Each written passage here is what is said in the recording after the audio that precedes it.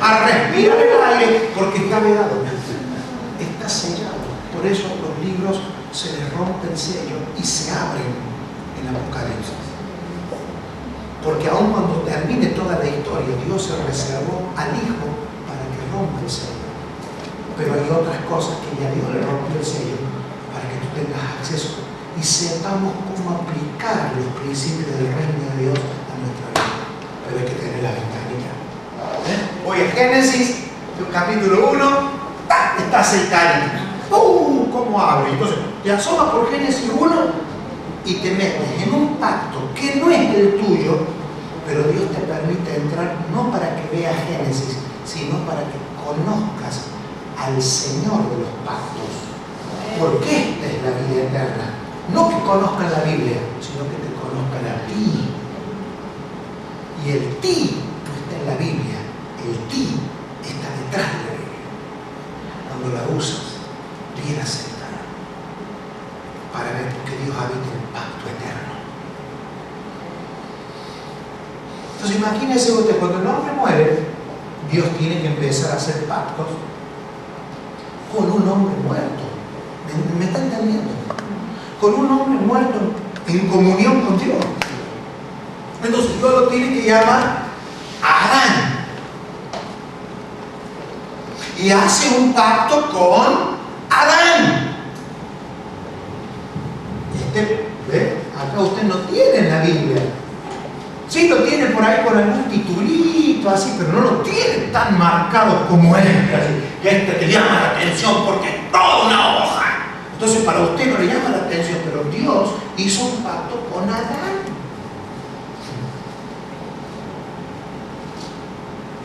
Después hizo un pacto con Abraham. Y usted, yo sé que usted lo sabe, yo no estoy diciendo que usted no lo sabe. Después hizo un pacto con Moisés. Hay otros pactos más, pero voy a nombrarle solamente algunos. O el del Sinaí. Después hizo un pacto palestino con Josué. Y estos pactos son tan poderosos como todos los pactos, pero son pactos con hombres muertos, que no tienen un espíritu regenerado. Que Abraham no fue salvo hasta que no murió Cristo, porque nadie se puede salvar sin Cristo. Entonces Dios tuvo que, a semejante pacto eterno, lo tuvo que empezar a revelar de a poquito en hombres muertos, para ir mostrando en la historia su voluntad en la tierra. ¿Me está siguiendo? No tengo tiempo porque tengo 2 minutos para terminar el pacto palestino. Hasta que llegamos al nuevo pacto. ¿Qué te dice la Biblia? Que nosotros somos ministros competentes del nuevo pacto.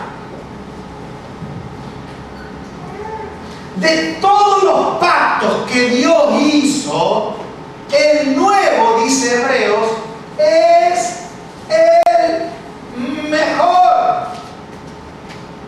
¿Por qué? Porque está hecho por Cristo, porque fue conquistado por Cristo, porque tiene artículos ahora basados en la nueva criatura que nació en usted por el perdón de los pecados, y que debemos de ser competentes del nuevo pacto, porque en el nuevo pacto están más claros los principios para gobernar.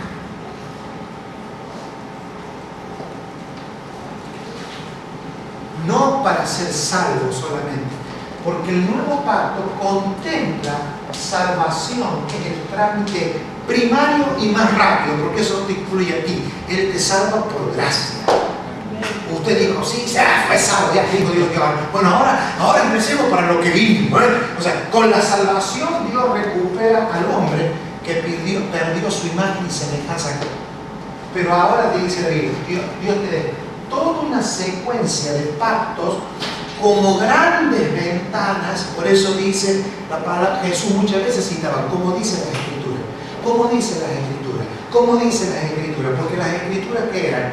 Ventanas. Pues cuando vinieron a condenar a la mujer adúltera, ¿qué le dijo? ¿Qué le dijo? La ley dice que hay que matar. Entonces, sí, está bien, pero vamos a abrir la ventana. Ustedes me están hablando de una ventana cerrada, es cierto, la adúltera hay que matarla, no tiene solución. Bueno, pero vamos a abrir la ventanita y empezó a escribir en tierra. Como Jesús podía abrir la ventana, porque para eso era el Hijo de Dios, dijo que él era la puerta, así que le abrió la puerta y empezó a escribirle. Y probablemente le empezó a escribir a alguno de los adulteritos, porque el tema era hallar a las personas en adulterio. Jesús dijo, pero ¿sabe una cosa? Acá se terminó en hallar a las mujeres en adulterio. Como ahora está la puerta acá, la puerta se abre y ya con que tú pienses, ya adulteraste. Cuando Jesús empezó a escribir en tierra, todos tiraron la piedra. ¿Por qué tiraron la piedra? Porque según el antiguo pacto había que matar a la mujer, pero según el pacto eterno había que haberlos matado a todos. Entonces ya Jesús, si vamos a morir, muramos todos. Esas son las cosas por qué Jesús gobernaba y las multitudes venían.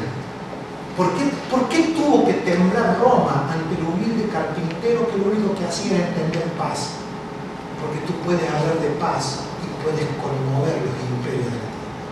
Todo depende cuánto tú y yo accedemos al conocimiento del pacto eterno. ¿Qué es la razón número uno por la cual oramos? Adoramos y ministramos al Señor. Cuando Dios vea que en Montreal haya un hombre, una mujer, en Córdoba, Argentina, que con hermanos, sálgase de la religiosidad y del arca, sálgase del pensamiento y empecemos a ministrar al Señor en el Espíritu. Comencemos a adorar a Dios y el Espíritu del Señor. Comencemos a, Señor, yo quiero acceder. Entonces, altos conocedores de las Escrituras como ventanas para conocer más al Dios de las Escrituras. Si no te encuentras con una generación de gente que se sabe la Biblia de memoria y nunca ministran nada, nunca gobiernan nada.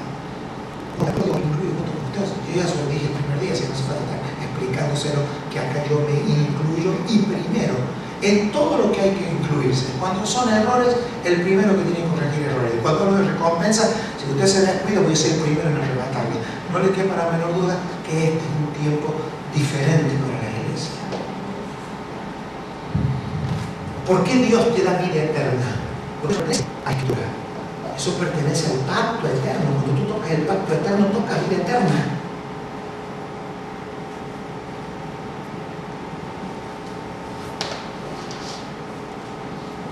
Entonces, cuando usted abre la Biblia para leerla, no hace falta que le diga todo, pero el principio tiene que funcionar automáticamente en tu cabeza. ¿Desde qué pacto yo te estoy hablando a ti? Porque esto, ¿se acuerdan de lo personal, lo ministerial y lo institucional? Si yo estoy hablándole como persona o como institución a mi hermana, y yo como persona estoy establecido en este pacto, y ella me está oyendo en este pacto, lo más probable es que no nos entendamos.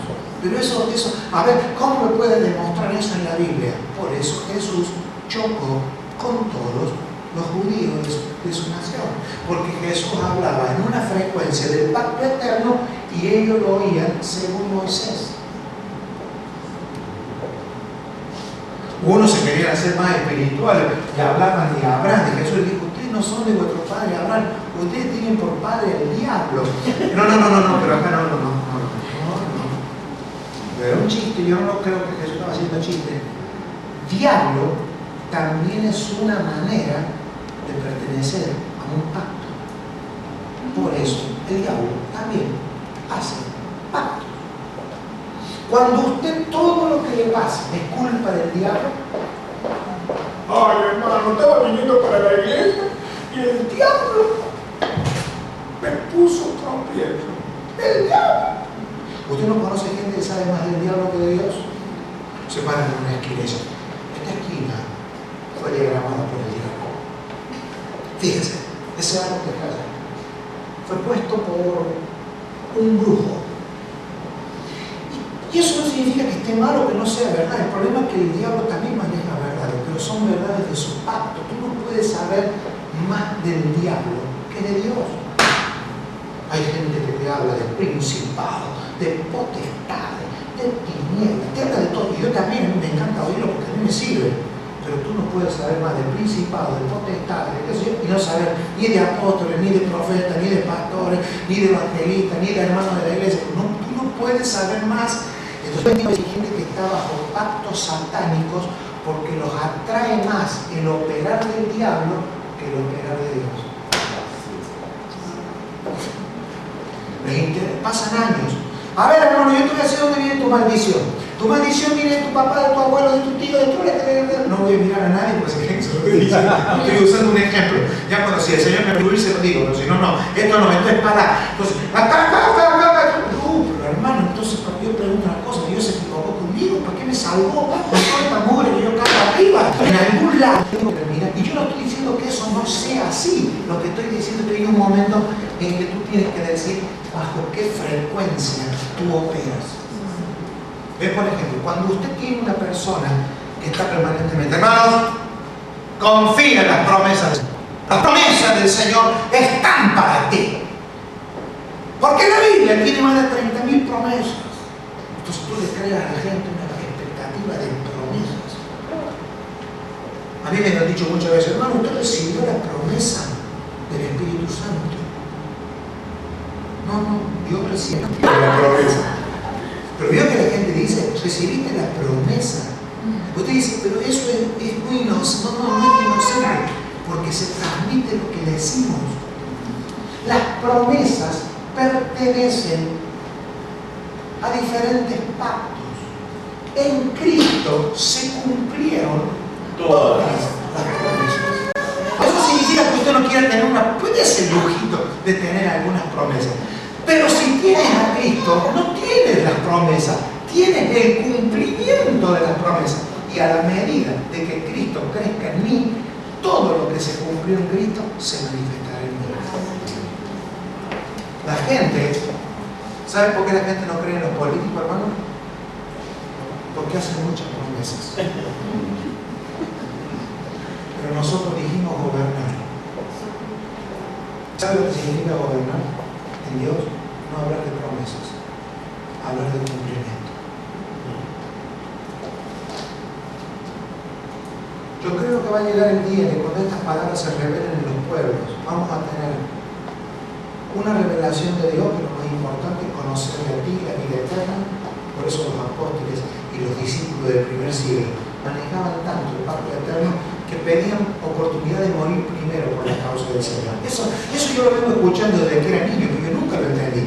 Ahora lo voy entendiendo un poquito. Claro, Pablo dice, para mí vivir es Cristo y el morir es ganancia. ¿Por qué? No era que ellos llamaban a la muerte, pero habían tenido una revelación del pacto eterno, que vivir en la tierra para ellos era un desperdicio. Pablo dice, si hay una razón por la cual yo quiero quedarme en la tierra, porque puedo ser de bendición, en el caso mío yo estoy viviendo un momento lindo en mi vida, todo eso, pero al final, tu seguridad de la eternidad no está en una doctrina que se va a leer el día de tu velorio, está en que a ti se te haya revelado que antes de que tú nacieras ya eras, y después de que mueras seguirás siendo, porque eso no pertenece a un dogma evangélico, eso pertenece a una revelación. He visto personas por años hablar de la vida eterna, cuando tienen que enfrentar la muerte de su papá, de su mamá, de un ser querido, se agarran de los cajones, como si fueran un... Yo estoy diciendo que el dolor no existe, pero tú te das cuenta cuando estás ante el dolor y cuando estás ante el desgarro de algo que no has edificado en consolación de Dios. Todos lloramos. Yo lloré la muerte de mi padre, de mi madre, de todos, hasta de mi tío, porque los quería, familia italiana. Pero ahí dentro de ti tiene que haber una seguridad interna de que el Dios que te salvó cuando tenías 20 años, pero te predestinó desde antes de la fundación del mundo. Y tú no puedes terminar siendo el almuerzo de una cucaracha. Eso termina consumando nuestra fe para gobernar. Queda todo por saberse. Pero si usted quiere saber más, si usted cree que puede entender más, con esta palabra, ayer le dije, conecten con sus pastores. Ayer le dije de una manera precaria a los miembros de la iglesia de que se conecten con sus pastores. No sé si alguien habló con ellos ahí, no sé. Pero si nadie habló con ellos, eso muestra que por qué no hay conexión. Hay muchas cosas que Dios nos quiere revelar sobre este asunto y que nos va a dejar a nosotros gobernando lo que Dios nos asignó. Eso no pertenece a un estudio bíblico. Eso pertenece a habitar la palabra y a través de esa ventana ver lo que Dios tiene. La pregunta es, gracias por cortarme, ya me tengo que ir.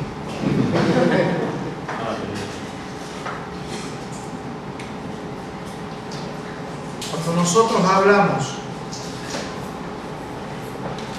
de gobernar, yo decía ayer, y le compartía al pastor Melvin, y le hemos compartido estos días.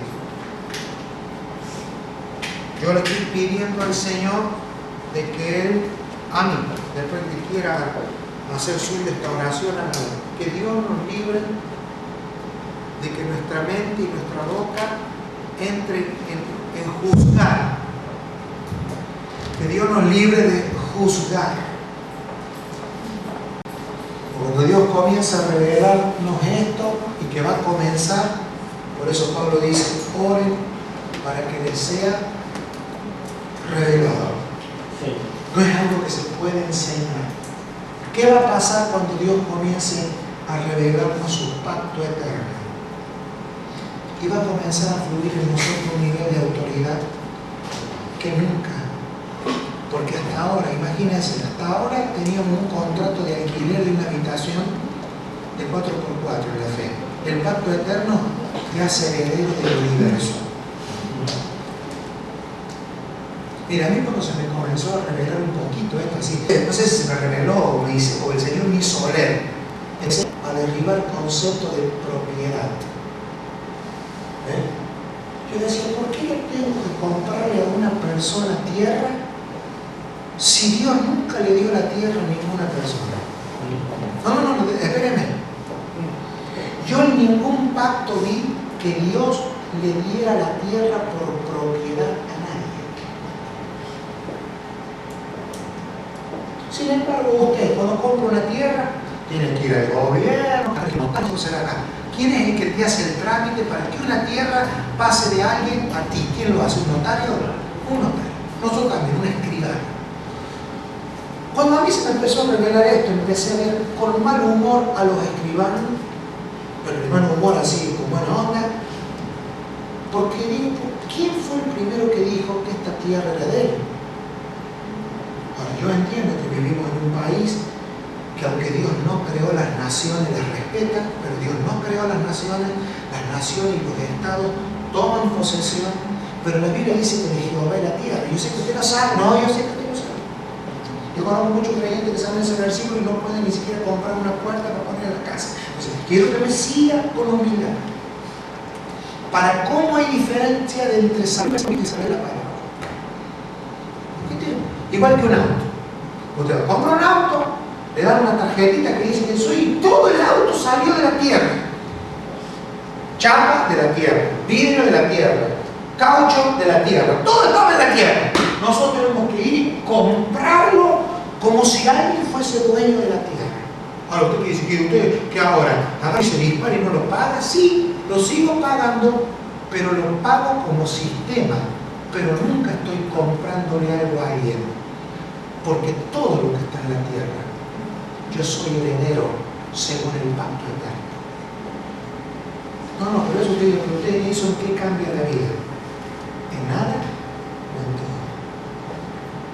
La Biblia tengo que comprar sin dinero. Usted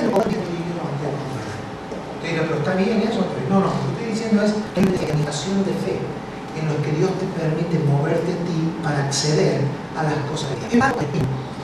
En el pacto palestino, del cual todos los creyentes deben leer, si usted quiere tener tierra, si usted quiere administrar tierra, cómo Dios se mueve en el pacto palestino, porque todos estos pactos fueron dejando algo para completar este pacto.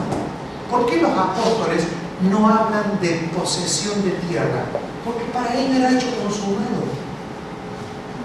Ellos no tocaban temas que ya estaban consumados. Ellos estaban hablando pactos. ¿A qué vamos a hablar de tierra? Usted nunca va a escuchar al apóstol Pablo decir, hermano, y ahora tomen posesión y compren un terreno y háganse una casa. Porque los judíos, vaya usted donde vaya, usted se da cuenta que tienen tierra. ¿Sabe por qué? Porque son cosas que no discuten.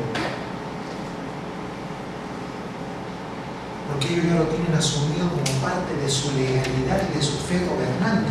Por eso usted llega a una ciudad plagada de judíos, pero los judíos gobiernan, administración, bancos, dominio. ¿Por qué? Porque ellos trabajan bajo un pacto. Ahora, ellos no tienen el nuevo pacto, y eso es lo que lo enoja a Pablo con los Gálatas.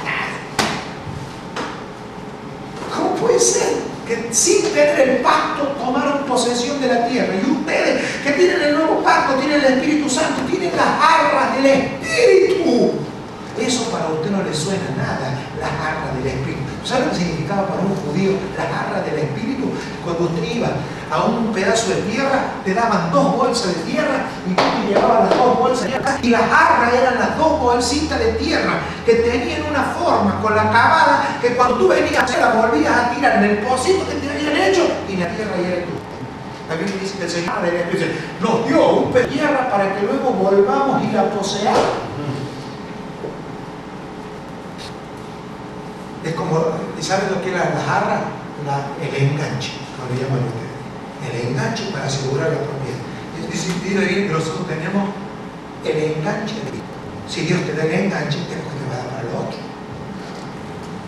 Entonces, el Señor a mí me da luz verde para comprar algo para la iglesia, me da luz verde para comprar algo para mí, para dejar la herencia a mis hijos, para dejar la herencia a la iglesia, para tener bienestar, que si yo llego a Córdoba voy a tener una renta, que alguien me va a dar una plata, para no estar pensando en un hermanito de buena voluntad que tiene que dar una ofrenda. Uno tiene una mentalidad de herencia, uno es porque descubrió que todos esos títulos, nombre a nombre, son mentiras. Dios nunca le entregó la tierra, yo nunca había Dios en una escribanía firmándole a nadie la cesión de la tierra. Nosotros hemos creído esa mentira. Ahora, eso no es un idiotez. Tú vas a respetar los papeles, pero en el espíritu, por eso el libro, el pacto que determina tu gobierno. Si tú quieres pertenecer al mundo de los cristianos, que se pasan toda la vida orando, para ver si Dios los bendice con un auto, está bien. Ahora, si vas a meterte en el pacto eterno, Dios te necesita en otros negocios y te va a descomprimir de eso. Hay gente que te dirá, olvídate de casa, porque mientras que tú vivas, tú vas a tener casa. Yo ya a mí ya me pasó, todavía no me pasó con mis hijos, que si yo me voy de la tierra, mis hijos, mi esposa, bueno, yo estoy en ese estadio, pero yo sé que ya tengo gente en la vida que nunca me dejaría que me falte un plato de comida. Yo ya lo alcancé y puedo hablar, porque yo ya estoy prendido del pacto eterno. Pero ¿sabe una cosa? Eso no solamente se da para una persona, eso se da para una nación. La tierra es de los hijos de Dios, pero eso no es un versículo para vengarte. ¡Aleluya! No, no, eso es para ser disparado por el Espíritu. Mira, hermano, si a mí Dios me muestra que por causa del Evangelio el Señor nos va a dar un terreno en pleno centro de Madrid, hermano, solamente necesito saber que eso es de Dios. Eso no tiene problema de plata. En el pacto eterno no hay plata. Por eso Dios nunca te pide que tú le des plata. La ofrenda es para que tú aprendas a acceder a lo eterno. En lo eterno no se necesita tu plata. Por lo tanto, en lo eterno no se compra con plata. Se entra por fe. Y la fe es un documento legal que desata la legalidad del pacto eterno y la eternidad. Por eso, cuando tú perteneces al pacto eterno y encuentras a otro santo que está en el pacto eterno, te lleva bárbaro. No hay desconfianza. ¿Qué es lo que estoy creyendo yo que está sucediendo y ya está sucediendo entre algunos de nosotros? Hacer negocio entre dos creyentes es mejor. Aunque algunos dicen, no, entre los creyentes no hay que ver ese pacto. Otro en este, otro en este, otro en este y otro por acá atrás. No compren un mosquito porque lo va a hacer seguro. Ahora, cuando ustedes encuentran dos creyentes que funcionan en el mismo pacto, una verdad, que es una misma revelación. Mire, vamos a hacer negocios. Nosotros tenemos lo mejor de lo mejor. Buena gente. ¿Ves cuando a mí me dicen, no? El otro día me dijo un hermano, pobre, se equivocó, se lo dijo a la persona equivocada. Si nosotros no estamos aptos todavía para ver nada, porque no. Nosotros es mucha gente, dirás tú o yo, pero no me involucres a mí. Hermano, nosotros cuando comenzamos Manantial de Vida, yo comencé con 4 viejitas, que sumadas hacían como 820 años.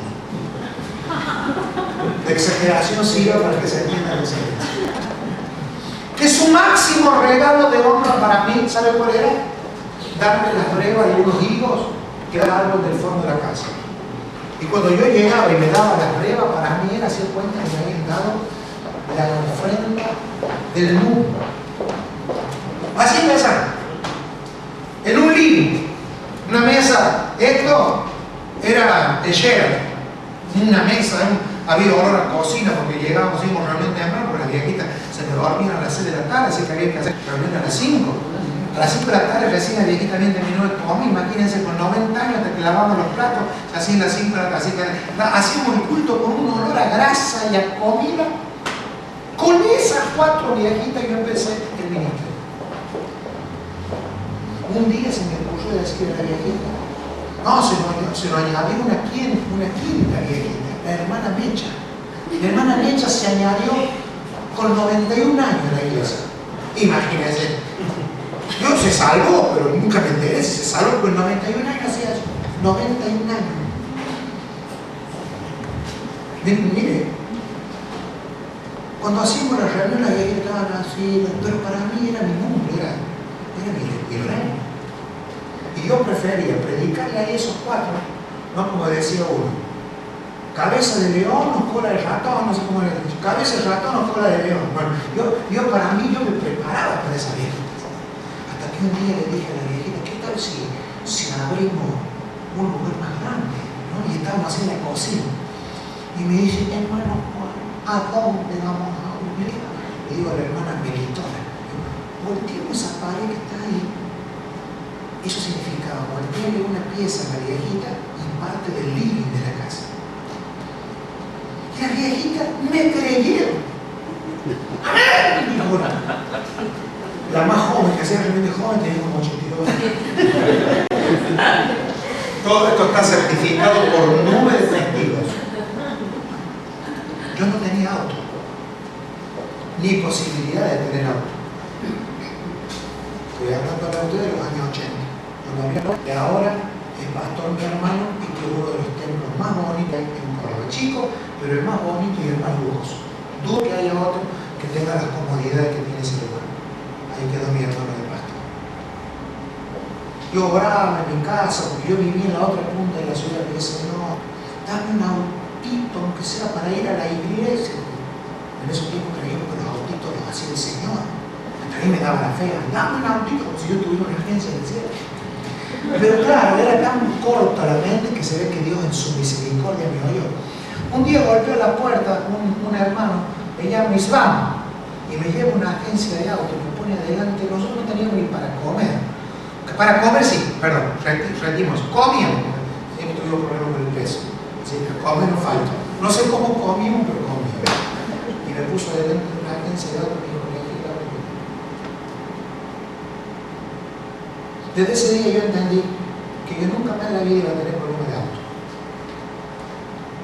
Que si nosotros nos dedicamos a edificar un pensamiento de Dios, mañana le voy a leer a la iglesia, no es que me olvidé la palabra profética, además que no vi el ambiente ni el prema para hablar una palabra profética que es la que quiero leer mañana. Si mañana se da en un clima de adoración, yo quiero leer en la iglesia la palabra profética que Dios nos dio en noviembre en Costa Rica. Bueno, la cuestión es que yo le oraba, el Señor nos dio un 0 kilómetros. Así que, el 0 kilómetros, ¿para qué va a ser el Señor? Lo vendí con 1.100.000 kilómetros.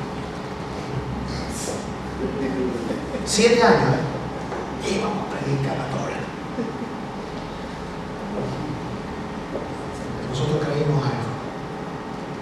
Volteamos la pared, pintamos, se habían cerrado los cines en Córdoba cuando dejamos de funcionar los cines. fui y compré las butacas del cine. Así que eran casi las 4 viejitas con 50 butacas de cine. Y de ofrenda, las bremas de higo. ¿Saben lo que son las bremas, no? Los tenían así en esas heladeras, así. ¡Claro! Así. Las tenían heladas, así que llegamos, y esa era la ofrenda. Y felices, ¿eh? Felices de servir al Señor. Esa viejita de 91 años, que la amaban, porque no había otra mentalidad de gobierno, realmente. La iglesia nació en los años 80, casi despreciaban todos los 91 años.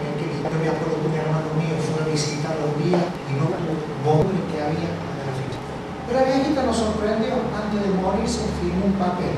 Esta tierra que yo vivo yo, que quiere para edificar un testimonio en el lugar. Yo no vengo a predicar este mensaje sacado de cualquier cosa. Yo sé que usted ya lo vivió esto y mucho más. Lo que quiero decir es que nosotros no tenemos que aprender a disfrutar de bendiciones, tenemos que aprender a abrir ventanas para que la bendición nunca deje de manifestarse. Si Dios lo hizo, como decía, si lo hizo una vez, lo va a hacer otra vez. Me voy a acompañar. Póngase en la línea. Así fue como tú has entendido causar la mente de revelación en un pacto. Desde ese día y por todos estos años, Dios nunca dejó. Pero yo hoy observo que todo aquello, pequeñas muestras para la verdadera revelación que Dios quiere